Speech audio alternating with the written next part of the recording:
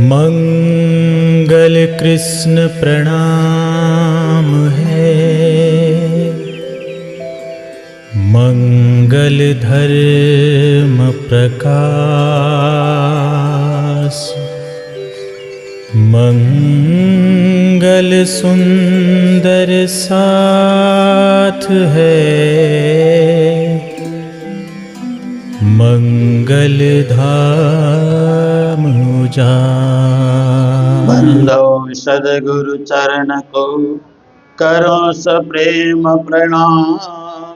अशुभ हरण मंगल करण श्री सदगुरु तुमरु नाम। श्री प्राणनाथ निज मूलपति श्री मिहिराज सुनाम। तेज कुंवरी श्यामा जुगल को पल पल करूं प्रणाम, पल पल करूं प्रणाम। श्री कृष्ण चंद्र भगवान की, श्री निजानंद स्वामी के, भज गोविंद गोपाल गिरधारी। भज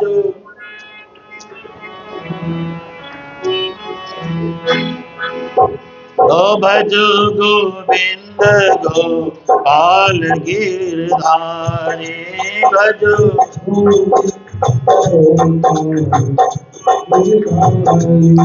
भज गोविंद गोपाल गिरधारी।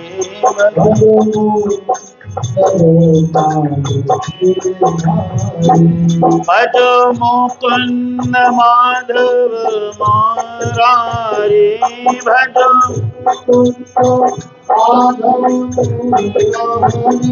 भज मुकुंद माधव मुरारी। भज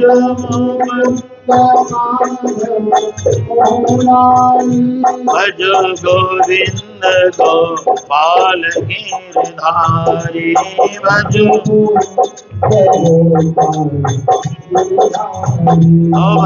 गोविंद गोपाल गिरधारी।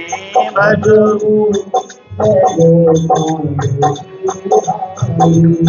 श्री सद्गुरु महाराज की, गौ माता की, भारत माता की, शुद्ध सनातन धर्म की।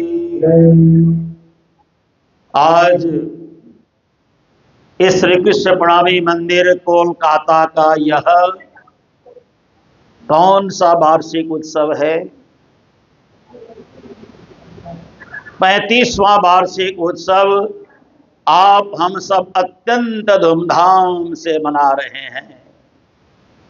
कल से थोड़ा धूमधाम आज सुबह हुआ, आज सुबह से थोड़ा ज्यादा धूमधाम अब हो रहा है। कल सबसे बड़ा धूमधाम होगा और समापन भी हो जाएगा। जीवन में यही दो चीज तो है, धूम और धाम।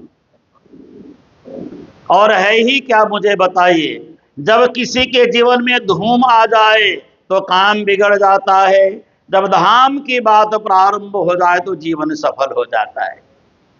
प्रसन्नता का अनुभव हम सब करते हैं। जब प्रसन्नता हो, आनंद हो, उत्साह हो तो सदा परमात्मा के साथ जुड़े रहने से प्रसन्नता है, जगत से जुड़े रहने से अप्रसन्नता है। ये छोटी सी बातें हैं समझने के लिए। और एक कहा जाता है, चिंतन परमात्मा का निरंतर करें तो बड़ा आनंद की अनुभूति होती है। चिंताओं में लगे रहें तो हमारा मस्तिष्क सिकुड़ने लग जाता है। अभी अभी ये आज तीसरा दिन है, कल चौथा दिन हो जाएगा अंग्रेजी नववर्ष का। मैं तो वैसे इस अंग्रेजी नववर्ष को बहुत ज्यादा सम्मान नहीं देता हूं, लेकिन कहीं पे उत्साह आनंद हो रहा है तो शुभकामना बोल देता हूं, क्योंकि हमें अपने स्वदेशी वर्ष को भूलना नहीं चाहिए। ये सब तो एक तरह से गुलामी की ही निशानी है। हम गुलामी की निशानी को याद करके 9 वर्ष मना रहे हैं। इसलिए मैंने दिल्ली में एक प्रवचन में कहा था, ये नववर्ष में लोग क्या करते हैं, घर से बाहर निकल जाते हैं और घर से बाहर निकल करके क्या करते हैं, जाम से जाम को टकरा के पियो, हमसे अपनी नजर मिला के पियो, देखने में शराब पानी है, इसी में किसी की जिंदगानी है, कल जो पी थी अजी ये तो उसका नशा है, तुम्हारी कसम आज पी नहीं। लोगों को नशा लेने की आदत बन जाती है। ये अंग्रेजी 9 वर्ष नशा करने का दिन है, ऐसा मुझे लगता है, क्योंकि ठंड इतनी होती है। लोग कोई पहाड़ों में जाते हैं, कोई कहीं जाते हैं, कोई होटलों में जाते हैं और वहां जाकर के नशा प्रारंभ कर देते हैं। इसलिए चिंतन करने का दिन है। इसलिए किसी शायर ने कहा, एक और ईंट गिर गई, एक और ईंट गिर गई दीवार ए जिंदगी के, और एक ईंट गिर गई दीवार ए जिंदगी से, नादान कह रहे हैं नया साल मुबारक हो। जिंदगी की एक और ईंट गिर गई है, एक साल और गुजर गया है, एक साल और गुजर गया है, साल पर साल गुजरता जाता है और अपने खुशी मनाते जाते हैं, साल पर साल। देखिए कुछ लोग ऐसे हैं दुनिया में, कभी अपना जन्मदिन मनाते ही नहीं है। मैंने उनको पूछा, जन्मदिन क्यों नहीं मनाते हो? एक साल में तो मर गया, किसका जन्मदिन मनाऊं? मैं तो एक साल और छोटा हो गया, किसका जन्मदिन मनाऊं? कौन सी प्रसन्नता की बात करूं? ये तो मुझे बैठ करके स्वयं पर चिंतन करने का दिन है। इस पूरे एक साल में क्या पाया और मैंने क्या खोया, जीवन में कितनी प्रगति की और कितनी स्वयं की दुर्गति की, बस इसी पर चिंतन करने का दिन है। मैं क्या जन्मदिन मनाऊं? बहुत सारे लोग जन्मदिन मनाते ही नहीं है। अगर आपको जन्मदिन मनाना हो तो ये काम करिए, किसी को बताए बगैर, और एक केक कुक तो काटने की कोई परंपरा है ही नहीं।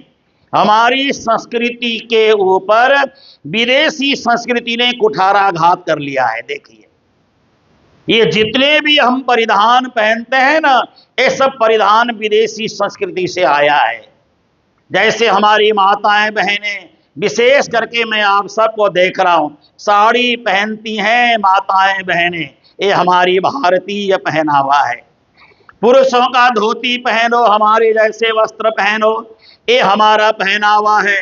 जो हमारी माताएं बहनें बेटियां, ये जो जीन्स का टाइट टाइट वस्त्र पहनती हैं और आधे वस्त्र पहन करके अर्धनग्न अवस्था में घूमती हैं, ये हमारा भारतीय पहनावा कदापि नहीं है।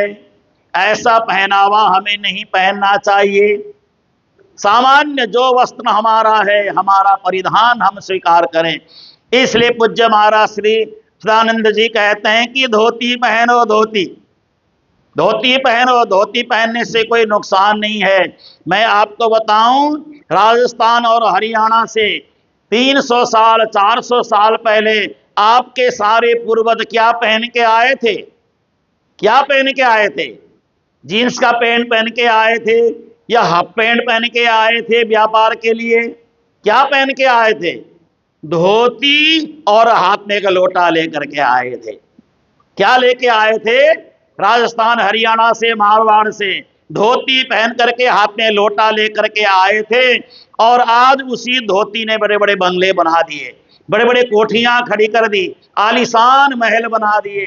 लेकिन इन महलों के साथ हमने संस्कृति को भुला दिया, उनको भुला दिया जिन्होंने उस समय जो श्रम किया, परिश्रम किया, मेहनत किया, और आज हमारी संस्कृति भी विस्मृति की ओर चली गई। संस्कार को हमने अंतिम संस्कार कर दिया, तो सारी बातें खत्म होती जा रही है।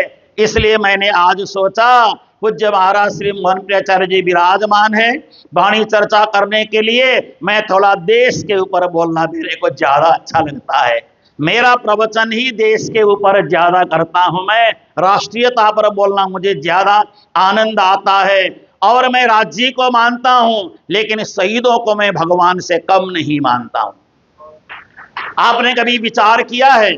आपको मैं एक बात बताना चाहूंगा, हमारे शहीद आजम भगत सिंह जो पंजाब में जिस सरहद में जाकर के मैंने उनकी समाधि में जाकर के अपने होठों से चुंबन किया है उनकी समाधि को मैंने स्वयं, और उनको जलाया कहाँ गया था? आप कभी जाके फिरोजपुर में जाकर के देखें, रेल की पटरी के बीच तीनों को एक ही जगह ढेर करके आग लगा दिया गया था। वो जगह आज भी मौजूद है। आप फिरोजपुर जाकर के देखिए, वहां आज वहां पे एक ट्रेन खड़ी कर रखी है, डिब्बा खड़ा कर रखा है।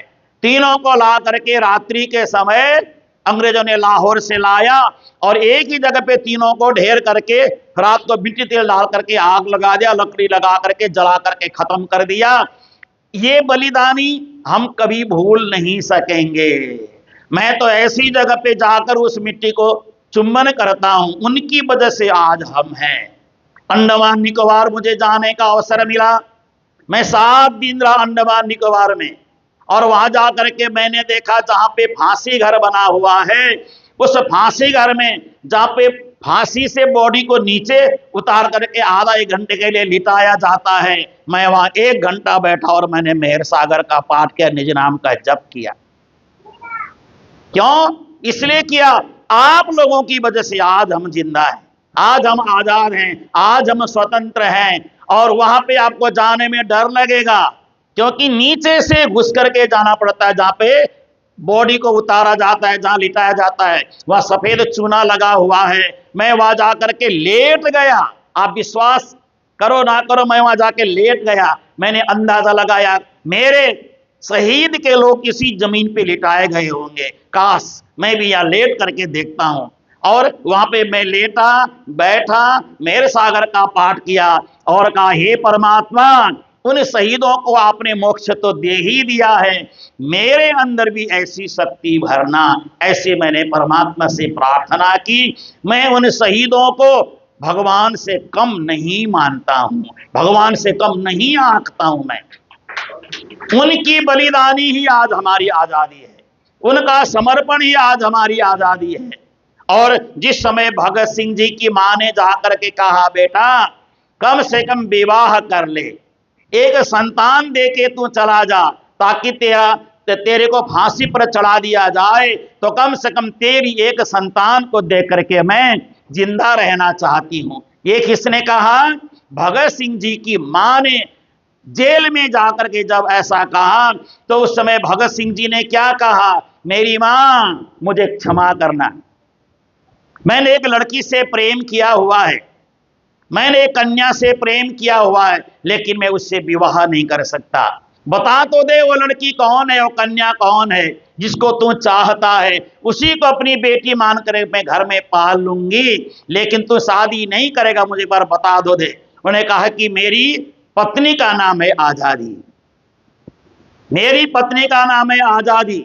जैसे श्रीमद् भागवत में आपने सुना होगा या सुनेंगे या कभी तो सुना ही होगा, भगवान कृष्ण के सामने भीष्म पितामह लेटे हुए थे।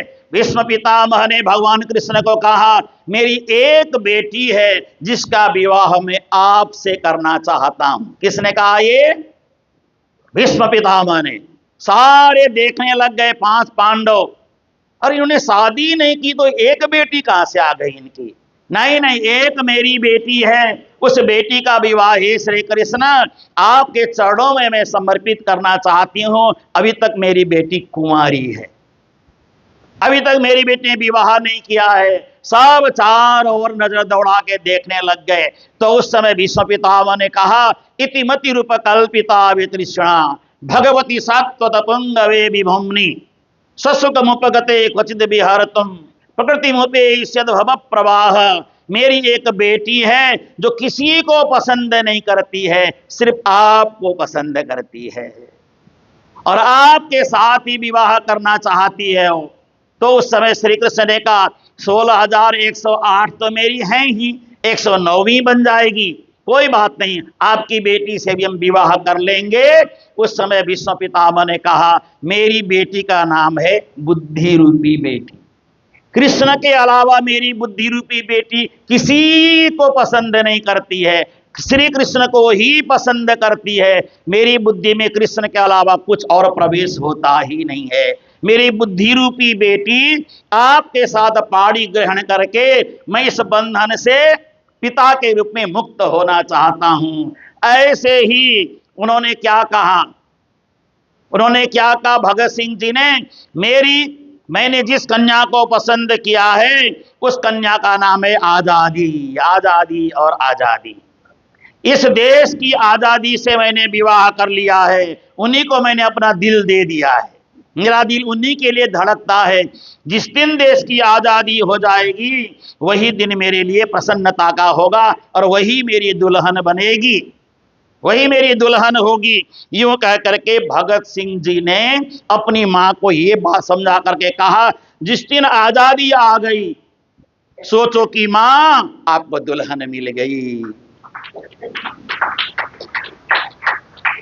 तो ऐसी बातें जब भगत सिंह जी ने कहा तो मां वहां से रोती भी चली गई। तो उस समय का मां इधर आओ, मेरे करीब आओ, और अपने दोनों हाथ जेल से बाहर निकाल करके मां के आंसुओं को पहुंच करके भगत सिंह जी ने कहा, भगत सिंह की मां रोती नहीं है, भगत सिंह की मां रोती नहीं है, भगत सिंह की मां के आंखों से आंसू नहीं गिरना चाहिए। देश की आजादी के लिए तलवार की धार निकलनी चाहिए, आंसू नहीं निकलनी चाहिए।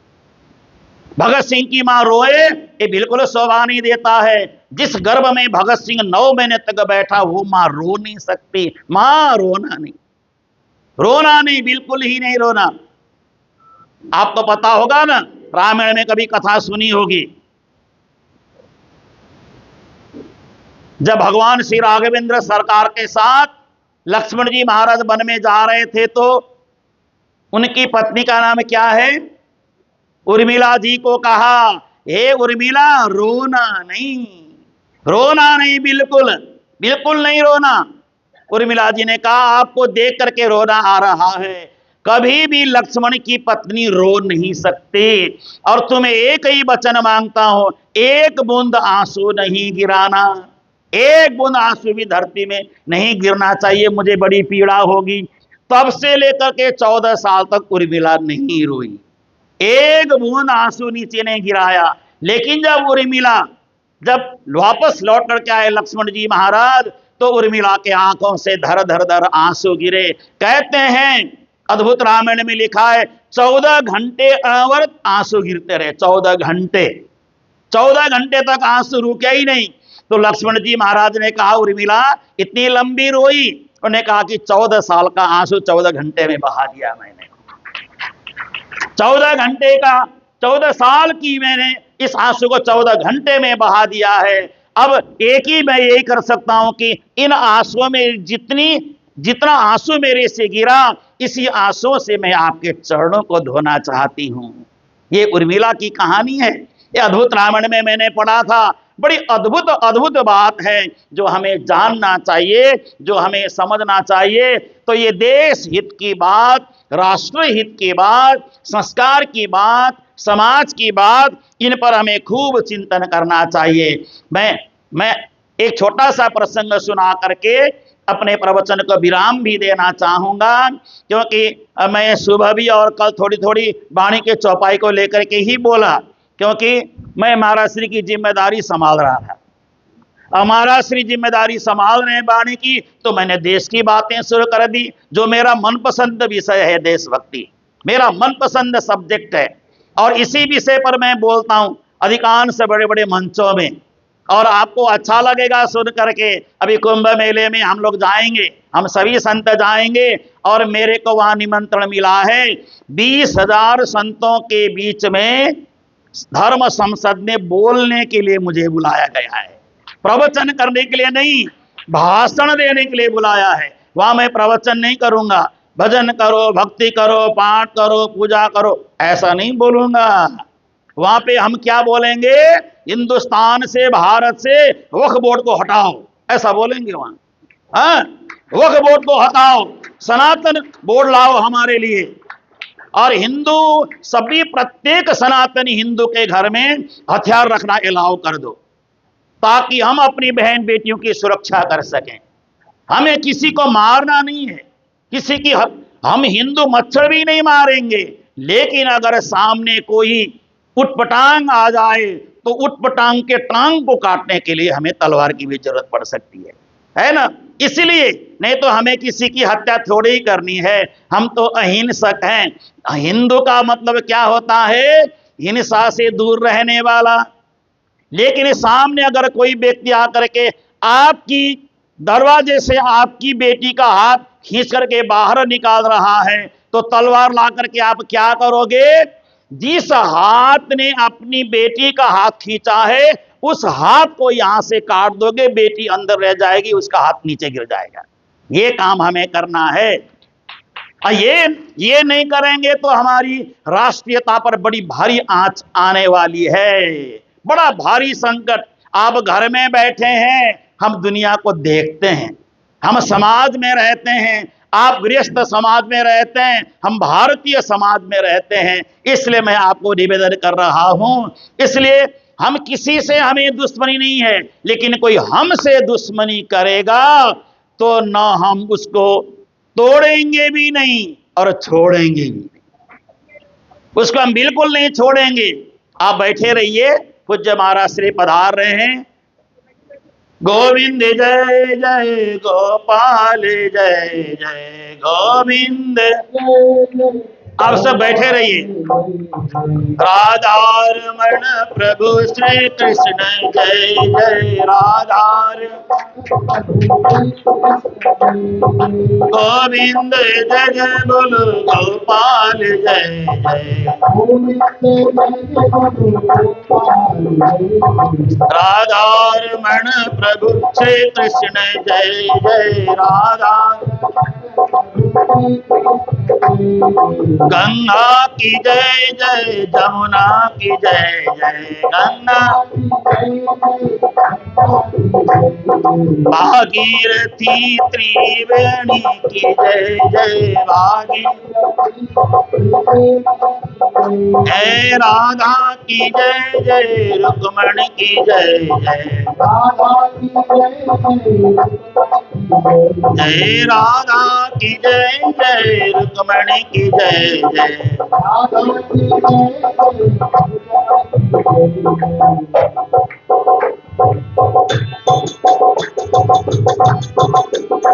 हे गोविंद जय जय बोलो गोपाल जय जय। गोविंद जय जय बोलो गोपाल जय।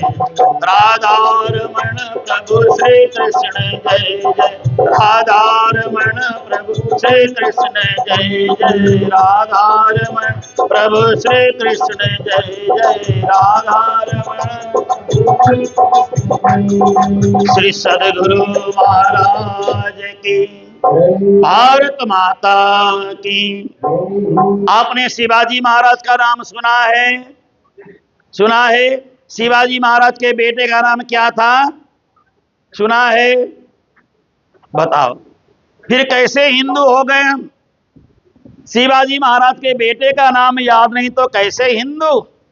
अकबर का नाम सुना है आपने? नहीं सुना है?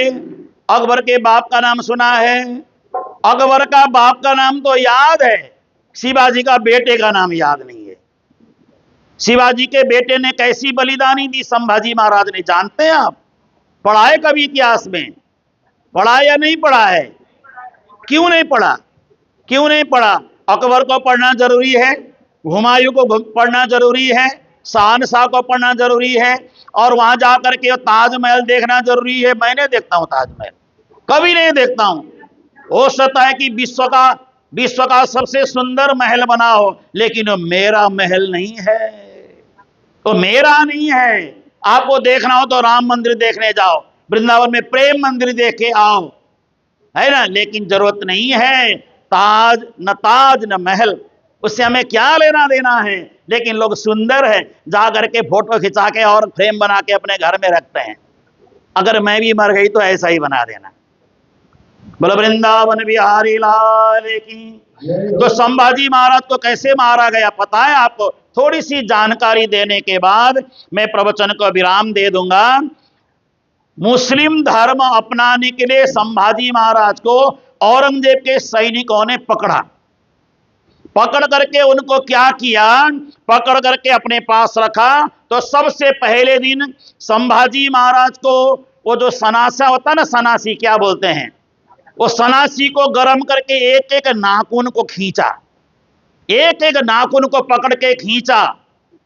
तुम मुसलमान बन जाओ, अगर तुम मुसलमान नहीं बनोगे तो हम ऐसी ही सजा देंगे। और क्या किया, दिन भर एक एक नाखून को खींच करके उनको दिन भर तड़पाते रहे संभाजी महाराज को। दूसरे दिन उनको क्या किया, सनासी गरम करके लाल लाल बना करके एक एक दांत को खींचा, एक एक दांत को खींचा। ये इतिहास है, ये इतिहास है सनातन धर्म का, हिंदू धर्म का इतिहास है, ये जानना बहुत आवश्यक है। एक एक दांत को सनासे से खींचा, मुंह में डंडा लगा के बांध करके मुंह खोल करके एक एक दांत को खींचा, तड़पा तड़पा करके परेशान किया। और जब तीसरा दिन आया तो तलवार को यानी कटारी को एकदम लाल बना करके एक उंगली को काटा, मुसलमान नहीं बनेगा, दूसरी उंगली को काटा। इस तरह से हाथ की सारी उंगली, पैर की सारी उंगलियों को काटा, वो भी कटारी को लाल करके तड़पा तड़पा के मारा। सुनने में इतना भयानक लगता है। तो संभाजी महाराज ने कहा और सजा दो मेरे को, मैं मुसलमान नहीं बनूंगा, मैं इस्लाम स्वीकार बिल्कुल नहीं करूंगा। और ऐसा करते करते धीरे धीरे फिर उनकी दोनों आंखें फोड़ दी लाल करके, आंखें फिर इस कान से इस कान तक लाल बना करके आर पार कर दिया, ऐसे छेद करके 39 दिन लगा करके तड़पा तड़पा करके उनको मारा।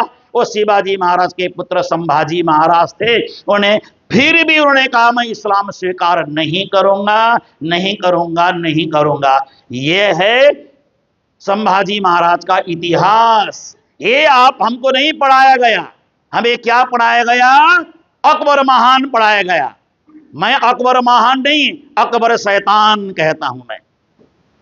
अकबर के हरम में 1 लाख नारियां थी, जानते हैं आप ये अकबर महान कहां से हो गया? ये भ्रष्ट इतिहास है, इन इतिहास को धीरे धीरे मिटाना होगा। तो ऐसी बड़ी सारी बातें हैं। और आपने सुना होगा हमारे 10वें पातशाह गुरु गोविंद सिंह जी महाराज के शिष्य वीर बहादुर को, बंदा सिंह को कैसे मारा आप जानते हैं ना? उन्हीं के सामने उनके बेटे को चीर करके, बेटे का कलेजा निकाल करके उनके मुंह में ठूस करके उनको तड़पा तड़पा के मारा। ये पढ़ने वाला इतिहास है, ताकि हम जागृत हो जाएं, राष्ट्र शक्ति हम पर जागृत हो जाए, ये हमें जानना चाहिए। कब तक दूसरा काम हम करते रहेंगे? इसलिए मुस्लिमों का इतिहास से हमें कोई लेना देना नहीं, हमें वीर अपने सपूतों का इतिहास जानना चाहिए। और मैंने एक कविता में अक्सर आपको सुनाता हूं, और छोटी सी कविता आपको बता करके अपने प्रवचन को मैं यहीं पर विराम दे दूंगा। ये बड़ी अच्छी कविता है। एक मेरे जैसा सन्यासी प्रातःकाल अपने हाथ में फूल और चंदन और चावल लेकर के पूजा करने के लिए हाथ में माला लेकर के जा रहा था, तो मेरे जैसे सन्यासी ने उस दूसरे सन्यासी को पूछा, थाल सजाकर किसे पूजने, चले प्रात ही मतवाले, थाल सजाकर किसे पूजने, चले कहां पर मतवाले, कहां चले तुम राम नाम का पीतांबर तन पे डाले। बात समझ में आ रही है? हिंदी में बोल रहा हूं। चले झूमते मस्ती से तुम, चले झूमते मस्ती से तुम, क्या अपना पथ आए भूल, चले झूमते मस्ती से तुम, क्या अपना पथ आए भूल, कहां तुम्हारा दीप जलेगा, कहां चढ़ेगा माला फूल, कहां तुम्हारा दीप जलेगा, कहां चढ़ेगा माला फूल। इधर प्रयाग न गंगा सागर, जहां आप जा रहे हो न उधर प्रयाग है न गंगा सागर है। इधर प्रयाग न गंगा सागर, इधर न रामेश्वर काशी, न रामेश्वर है न काशी है। यहां किधर है तीर्थ तुम्हारा, कहां चले तुम सन्यासी। हे सन्यासी, माला लेकर के कहां जा रहे हो? तो उस सन्यासी जो अब तक चुप बैठा था, माला लेकर जा रहा था, उसने कहा मुझे न जाना गंगा सागर। अंतिम में ताली जोरदार बजनी चाहिए, मेरे लिए नहीं, इनके लिए जो यहाँ नाम आएगा। मुझे न जाना गंगा सागर, मुझे न रामेश्वर काशी, तीर्थ राज चित्तौड़ देखने को मेरी आंखें हैं प्यासी। समझ गए? तीर्थराज चित्तौड़ देखने को मेरी आंखें हैं प्यासी, मेरी आंखें हैं प्यासी, मेरी आंखें हैं प्यासी। जहां पे चित्तौड़ में महाराणा प्रताप ने इतनी भयंकर लड़ाई लड़ी, 18 घंटे की लड़ाई, उस भूमि को प्रणाम करने के लिए मैं जा रहा हूं। ऐसा कहते हुए सन्यासी, जहां पे चित्तौड़ में महाराणा प्रताप का घोड़ा गिर पड़ा, जहां पे उसकी समाधि बनी, वहां जाकर उस सन्यासी ने फूल की माला चढ़ाई। वो सन्यासी और कोई नहीं है, यही है जो आपके सामने बैठा है। बोलो वृंदावन बिहारी लाल की, श्री बांके बिहारी लाल की, श्री सदगुरु महाराज की। इसलिए देशभक्ति की भावना आपके जीवन में ओतप्रोत होना चाहिए, राष्ट्र भक्ति की भावना ओतप्रोत होना चाहिए। इन्हीं शब्दों के साथ अपनी वाणी को विराम दे रहा हूं। आप सभी के अंदर देश की, राष्ट्र की भावना जगे। आप सब एक दो जयकारे लगाएं। श्री निजानंद स्वामी की, श्री प्राणनाथ प्यारे की, श्री महाराजा छत्रसाल की, गौ माता की, भारत माता की। वंदे वंदे वंदे।